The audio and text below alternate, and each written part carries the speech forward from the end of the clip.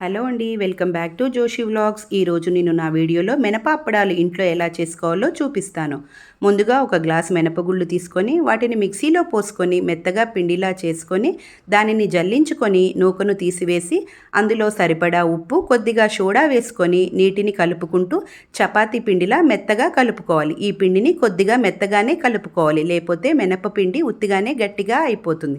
చివరిగా 2 చెంచాలు నూనెను వేసుకొని ముద్దలా చేసుకోవాలి. తరువాత వీటిని ముద్దల్లా చేసుకొని బియ్యం పిండిని అద్దుకుంటూ చపాతీలాగా ఎంత పల్చగా వస్తే అంత పల్చగా చేసుకొని ఒక షార్ప్గా ఉన్న మూత సహాయంతో అన్నిటినీ ఒకే రకంగా కట్ చేసుకోవాలి.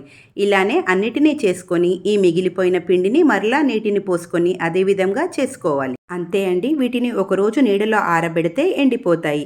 ఇవైతే చాలా క్రిస్పీగా, టేస్టీగా, మినప వాసనతో చాలా బాగున్నాయి. నేను తీసుకున్న గ్లాస్కి 50 అప్పడాలు పైగా అయ్యాయి. ఇక మీరు కూడా ట్రై చేయండి.